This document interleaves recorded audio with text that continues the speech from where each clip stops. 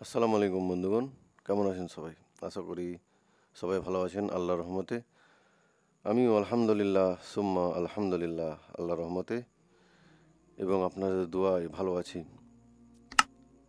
আশা করছি আপনারা আমার এই কোরআনের তাফসির এবং আল্লাহ তাআলা এই কোরআনে কী বলেছেন এবং এখান থেকে আমরা কি শিক্ষা নিতে পারবো সেই বিষয়ে আমি যে তাফসির করছি বা সেই অনুযায়ী যে আমি যে কোনো নীতি কথা বা এই বাস্তব জীবনের কথা বলে আমি যে উদাহরণগুলো পেশ করি সেখানে ভুলভ্রান্তি থাকতে পারে। চাইলে আপনারা ছোট ভাই বা একজন দায়ী হিসাবে বা একজন কোরআনের শিক্ষার্থী হিসাবে আমাকে ক্ষমা করে দিবেন বা ক্ষমা করতে পারবেন। আর যদি ভুল হয়ে যায় বা কোনো জায়গায় যদি আপনারা দেখতে পারেন যে হ্যাঁ এটা অন্য কিছু মানে আছে বা আরও কিছু এর ইমপ্রুভ করা দরকার, তো আপনারা কমেন্ট করে জানাবেন। আমি শুধরে নেওয়ার চেষ্টা করবো ইনশাআল্লাহ। তো আল্লাহ তাআলা আমাদের এই পৃথিবীতে পাঠিয়েছেন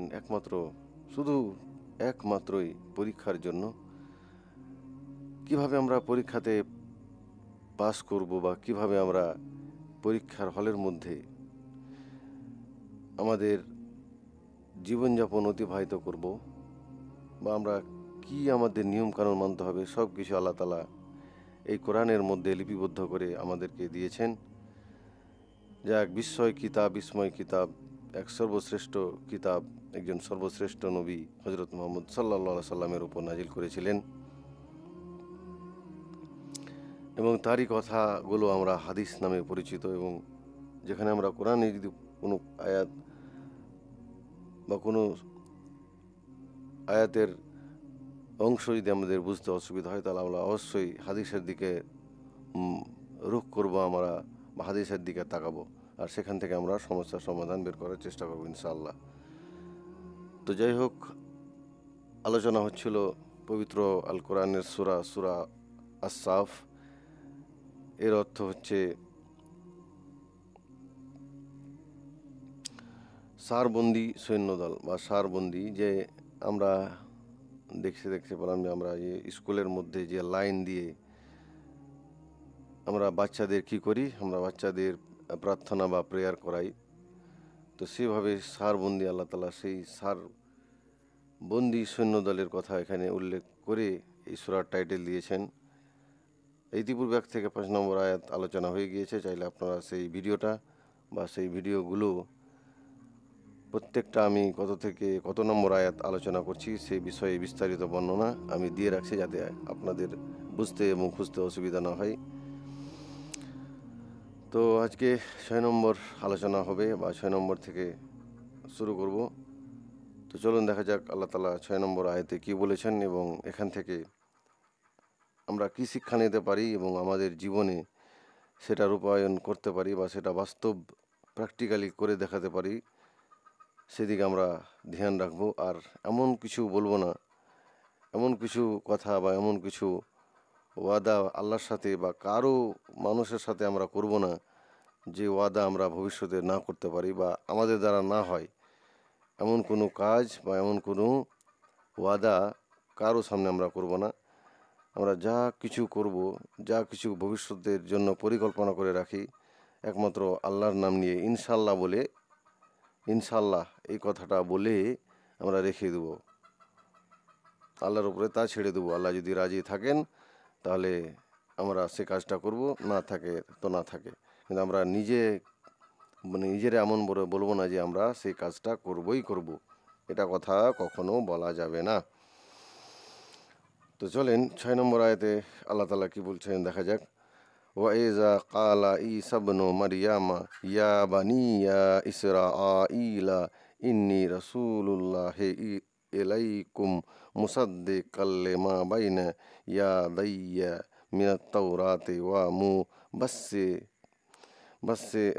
বিরাসূলিন ইয়াতি মিন বাদি ইসমুহু أحمد فلما جاءهم بالبينات قالوا هذا সিহরুম মুবিন।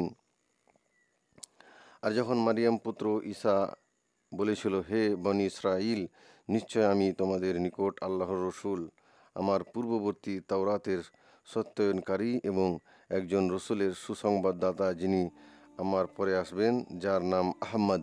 অতঃপর সে যখন সুস্পষ্ট নিদর্শন সমূহ নিয়ে আগমন করলো, তখন তারা বলল, এটা তো স্পষ্ট জাদু। একটা কথা মাথায় রাখবেন, মানুষ প্রত্যেক ভালো কথা বললে বা প্রত্যেক কেউ যদি কোনো কথা এমন কিছু কেউ বলে কোরআনের হাদিসের আলোকে, যে হ্যাঁ এই কাজটা আপনাকে করলে আপনার অসুবিধা হবে, বা এই কাজটা এমন হয় যেটা মানুষের কল্পনার বাইরে চলে যায়, কোনো কাজ যখন মানুষের সামনে বা কোনো কথা এমন কথা বলা হয় যে মানুষটা কেউ বুঝতে পারলো না, তখন এটাকে এমন কিছু বলে দেয় যেটা তার মানে দিমাগে এলো না, মা এটা জাদু বা এটা মিথ্যা কথা, এরকম এরকম তো এগুলো মিষ্টি কথা, এগুলো তো অহরহ মানুষ বলে। এইভাবে মানুষ কি করে, নিজের ভুল ত্রুটি না শুধরে নিয়ে মানুষ জাদু টোনার বলে, এই তো জাদুঘর, এই তো মিথ্যা কথা বলছে। এভাবে আমাদের নবীকেও এরকম অপবাদ দেওয়া হয়েছিল যখন আল্লাহ তাআলা এই কোরআনকে নাজিল করা হয়েছিল, বা এই কোরআনের আয়াত যখন মানুষের সামনে পড়া হয়েছিল, তখন এরকম কথা সেই যুগের মানুষও বলতো, এখনও মানুষ বলে যে এটা একটা বানাওয়াট কিতাব, নাউজিবিল্লাহ, এটা মোহাম্মদ একজন জাদুঘর বা সে একজন লেখক। এইভাবে তারা অপবাদ দিত নবীদেরকে। তো সেই অপবাদের ধারা অতীতকাল থেকে চলতে আসছিল। সেই সেই মূসা আলাইহিস সালাম, এই 5 নম্বর আয়াতে দেখতে পাওয়া গেল যে মূসা আলাইহিস সালামকে তার কওমেরা কষ্ট দিত, তাকে বিভিন্ন অপশব্দ কথা বলতো। এরকম মারিয়াম পুত্র ঈসার ব্যাপারেও বলা হয়েছে যে ঈসা আলাইহিস সালাম তার কওমকে বললেন যে আমি একজন নবী, এবং আমি আমার যে পূর্বে এসেছিল হজরত মুসা আলাইহিস সালাম, তার যে কিতাব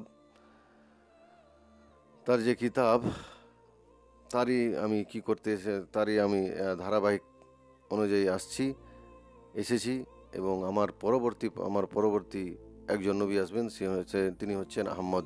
এটা মারিয়াম পুত্র ঈসা আলাইহিস সালাম বলেছিলেন তার কওমকে, যে আমি একজন রসূল এবং আমার পরিবর্তে একজন আসবেন যার নাম হচ্ছে আহমদ। এ কথা যখন তারা শুনলো, তার কওমেরা যখন শুনলো যে একজন আসবেন নবী, বা ঈসা নবী বলছেন যে আমি একজন নবী,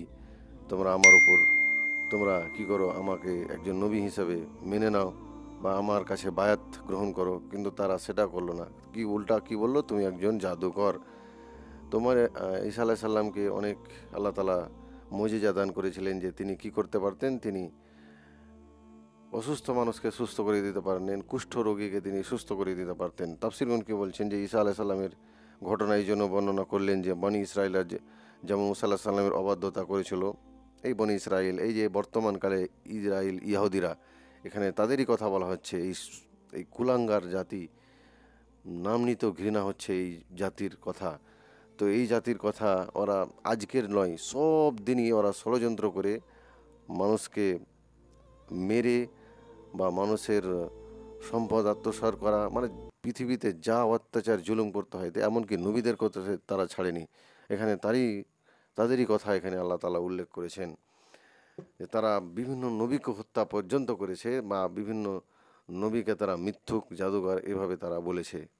আর মারিয়াম পুত্র ঈসা আলাইহিস সালামকেও সেই একই কথা বলতো। অনুরূপ তারা ঈসা আলাইহিস সালামকে অস্বীকার করেছিল, যেভাবে তারা মুসা আলাহিসাল্লামকে অস্বীকার করেছিল, অবদ্ধতা করেছিল তার, সেভাবে তারা ঈসা আলাহিসাল্লামকে অস্বীকার করলো। এতে নবী সাল্লাহ সাল্লামের সান্ত্বনা দেওয়া হচ্ছে যে এই ইহুদিরা কেবল তোমার সাথেই এরূপ আচরণ করেনি। এখানে আর একটা কথা, এখানে আমাদের নবী সাল্লাহ সাল্লামকেও তারা তারা তারা ছাড়েনি, মানে তারা কাউকেই ছাড়েনি এক কথায়। আল্লাহ তাআলা আমাদের নবীকে এই কথাগুলো বলার জন্য তাকে সান্ত্বনা স্বরূপ বললেন যে আপনার ভয় নেই বা আপনার কোনো চিন্তা নেই, এই জাতি কাউকে ছাড়েনি। ইতিপূর্বে যারা এসছে, যারাই নবী আমি পাঠিয়েছি, আল্লাহ তাআলা বলছেন, তাদেরকে তারা অশান্তি বা তাদেরকে তারা কি করেছে, তাদের বিরুদ্ধাচারণ করেছে, তাদের বিরুদ্ধে কথা বলেছে, তাদের বিরুদ্ধে ষড়যন্ত্র করেছে, নবীদের বিরুদ্ধে, নাউজুবিল্লাহ। বরং তাদের সম্পূর্ণ ইতিহাসে নবীদেরকে মিথ্যাগান করতে ভরপুর। সমস্ত ইতিহাস তাদের ইহুদিদের নবীদের বদনাম করতে বা নবীদের মিথ্যাগান করতে তাদের ভরপুর হয়ে আছে। তাওরাতের সত্যায়ন বা সমর্থন করার অর্থ হলো, আমি যে দাওয়াত দিচ্ছি সেটা ওই দাওয়াতই যা তাওরাতে ছিল। ঈসা আলাইহিস সালাম যে বলেছিলেন যে আমি যে এখন নতুন আমি যে বলছি তা নয়, আমি পূর্ববর্তী নবী হজরত মুসা আলাইহিস সালামের উত্তরাধিকারী হিসাবে আমাকে প্রেরণ করা হয়েছে। আমি তাওরাতের কথা তোমাদের সামনে বলছি, তাওরাতের কথাই আমি তোমাদেরকে বলছি বা তোমাদের মানার জন্য আহ্বান করছি। আর এটা প্রমাণ করে যে যে যে যে পয়গম্বর আমার পূর্বে তাওরাত নিয়ে এসেছিল এবং আমি ইঞ্জিল নিয়ে এসেছি, আমাদের উভয় মূল সূত্র একটাই সূত্র, যেহেতু একজনই এই কিতাবগুলোকে পাঠিয়েছিলেন। কাজেই যেভাবে তোমরা মুসা, হারুন, দাউদ, সুলাইমান এর উপর ঈমান এনেছো, অনুরূপ আমার উপরে ঈমান আনো, কারণ আমি তো তাওরাতের সত্যায়ন করছি, তার খণ্ডন ও মিথ্যায়ন করছি না। এভাবে তিনি দাওয়াত দিতেন কে, হজরত ঈসা আলাইহিস সালাম তার কওমকে বা ইহুদিদেরকে, যে আমি তো পূর্ববর্তীদেরই কথা বলছি, পূর্ববর্তী যে নবী সুলেমান, দাউদ আলাইহিস সালাম, মুসা আলাইহিস সালাম, সুলাইমান আলাইহিস সালাম এসেছিল, আমি তাদের কথাই বলছি, বা তাদেরকে তো আমি মিথ্যা গান বলছি না, তাদের কথাই তো বলছি। কিন্তু সেই ষড়যন্ত্রকারী জাতি, সেই ইহুদি জাতি সেটা মানেনি, উল্টা তাদের ষড়যন্ত্রের দ্বারা লিপ্ত থেকেছে। এই বলে ঈসা আলাইহিস সালাম তার আগমনকারী শেষ নবী হজরত মুহাম্মদ সাল্লাল্লাহু আলাইহি সাল্লাম আগমনের সুসংবাদ শুনিয়েছেন। আর এরপরেও তিনি কি করেছিলেন, তিনি আমাদের নবী, আমাদের প্রিয় নবী হজরত আহম্মদের কথাও তাদেরকে বলেছিলেন যে আমার পরেও একজন শেষ নবী আসবেন, তার নাম হচ্ছে আহম্মদ। এটা তিনি বলেছেন, এটা তাও ইঞ্জিলের মধ্যেও পাওয়া যায়, যেটা ওল্ড টেস্টামেন্ট আছে সেটা। কিন্তু আল্লাহ তাআলা সেগুলোকে সংরক্ষণ করার বা সেগুলোকে নির্ভুল বা ভেজাল মুক্ত করার আল্লাহ শপথ গ্রহণ করেননি। আল্লাহ কোরআনকে করেছেন, ওগুলো একবারে বিকৃত করে দিয়েছে তারা। যাদের উপর দায়িত্ব দেওয়া ছিল, তওরাত, ইঞ্জিল, জবুর সব কিছু তারা বিকৃত করে দিয়েছে সেই ইয়াহুদিরা নিজের স্বার্থ অনুযায়ী।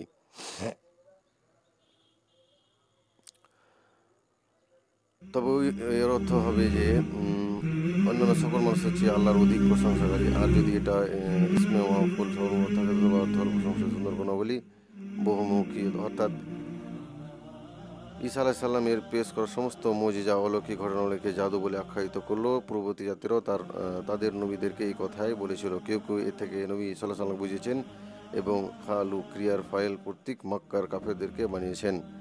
তো এইভাবে মানুষ যে আমাদের নবীকে যে বা আমাদের নবীকেও তারা মিথ্যা জ্ঞান বা তারা কুৎসা রটাতে তারা ছাড়েনি। তারা ঈসা আলাইহিস সালাম যে মুজিজা আল্লাহ তাআলা দিয়েছিলেন, যে তিনি অসুস্থ মানুষকে সুস্থ করে দিবেন বা সুস্থ করে দিতেন, তাকেও তারা জাদু বলে আখ্যায়িত করেছিল। তো এইভাবে তারা কি করতো, ইহুদিরা ষড়যন্ত্র করতো, তারা কি করতো, মানুষের বিরুদ্ধে, তারা নবীদের বিরুদ্ধে কাজ করত, বা তারা আল্লাহর কথা বা আল্লাহর কালামকে তারা অস্বীকার করত বা অস্বীকার করছে বা পরিবর্তন করছে তাদের ইচ্ছা অনুযায়ী, তাদের সুবিধা অনুযায়ী। এই হচ্ছে ইয়াহুদি জাতির ইতিহাস। তারা যুগে যুগে যখনই তাদের কাছে কেউ এসেছে ভালো করার জন্য বা তাদেরকে সৎ পথে আসার জন্য, কিন্তু তারা হেদায়েত গ্রহণ করেনি। উল্টো তারা কি করেছে, তারা নবীদেরকে নিয়ে ঠাট্টা বিদ্রুপ করেছে, নবীদের বিরুদ্ধে ষড়যন্ত্র করেছে, এমনকি নবীদেরকেও হত্যা করেছে। এই হচ্ছে তাদের ইতিহাস। আল্লাহ তাআলা এভাবে বর্ণনা করেছেন, এক কপট, এক ধোঁকাবাজ, এক কি বলে কপটযোগ্য জাতি, ইহুদি জাতি। আল্লাহ যাতে তাদের থেকে আমাদের রক্ষা করুক, আর তাদেরকে আল্লাহ তাআলা যত তাড়াতাড়ি হোক এই পৃথিবী থেকে সমূলে ধ্বংস করুক। আমি এটাই দোয়া করব তাদের জন্য, শয়তানগুলোর বিরুদ্ধে। সেই শয়তানগুলো যেভাবে আমাদের মা বোন, আমাদের ছোট ছোট বাচ্চাদের যেভাবে পুড়িয়ে জ্বালিয়ে মারছে ফিলিস্তিনের মধ্যে। তো 7 নম্বর আয়াতে আল্লাহ তাআলা বলছেন, ওয়ামান আযলামু মিম্মা নিফতারা আলাল্লাহিল কাযিবা ওয়া হুয়া ইউদআ ইলাল ইসলামে ওয়াল্লাহু লা ইয়াহদিল কওমিজ জালিমিন। সেই ব্যক্তির চেয়ে অধিক জালিম আর কে, যে আল্লাহ সম্পর্কে মিথ্যা রচনা করে অথচ তাকে ইসলামের দিকে আহ্বান করা হয়, আর আল্লাহ জালিম সম্প্রদায়কে হেদায়েত করেন না। যে ব্যক্তি আল্লাহ সম্বন্ধে মিথ্যা রচনা করে তার অপেক্ষা অধিক জালিম আর কে, অথচ তাকে ইসলামের দিকে আহ্বান করা হয়, আর আল্লাহ জালিম সম্প্রদায়কে সৎপথে পরিচালিত করেন না। তো এভাবে আল্লাহ তাআলা বলছেন যে যে ব্যক্তি আল্লাহর ব্যাপারে মিথ্যা বলে যে এটা আল্লাহর কথা বা এটা আল্লাহ বাণী বলে চালায়, তো তার থেকে আর জালিম কে, অথচ তাকে ইসলামের দিকে আহ্বান করা হয়, অথচ তাকে ইসলামের দিকে আহ্বান করা সত্ত্বেও সে কি করে, সে আল্লাহ নামে মিথ্যা অপবাদ চালায়, আল্লাহ নামে মিথ্যা বলে চালিয়ে দেয় সমাজের মধ্যে। আর আল্লাহ কি করেন, আল্লাহ জালিম সম্প্রদায়কে সৎপথে পরিচালিত করেন না। অর্থাৎ আল্লাহর সন্তান সন্ততি সাব্যস্ত করে, অথবা যে পশুগুলোকে তিনি হারাম বলেননি সেগুলোকে হারাম সাব্যস্ত করে, অর্থাৎ যা সমস্ত দিনের মধ্যে শ্রেষ্ঠ ও মহান দিন। সুতরাং যে ব্যক্তি এ দিনের প্রতি আহত হয় তার জন্য তো শোভনীয় নয় যে সে কারো ব্যাপারে মিথ্যা গড়বে। তাহলে আল্লাহর ব্যাপারে মিথ্যা গড়া কি তার জন্য কখনো শোভনীয় হতে পারে? কখনোই না। যে মিথ্যা রচনা করে, যে মিথ্যা কথা বলে আল্লাহর নামে, যে হ্যাঁ এগুলো আল্লাহর নির্দেশ, এগুলো আল্লাহর কথা, তো আল্লাহ তাদেরকে ধ্বংসের কথা জানিয়ে দিয়েছেন।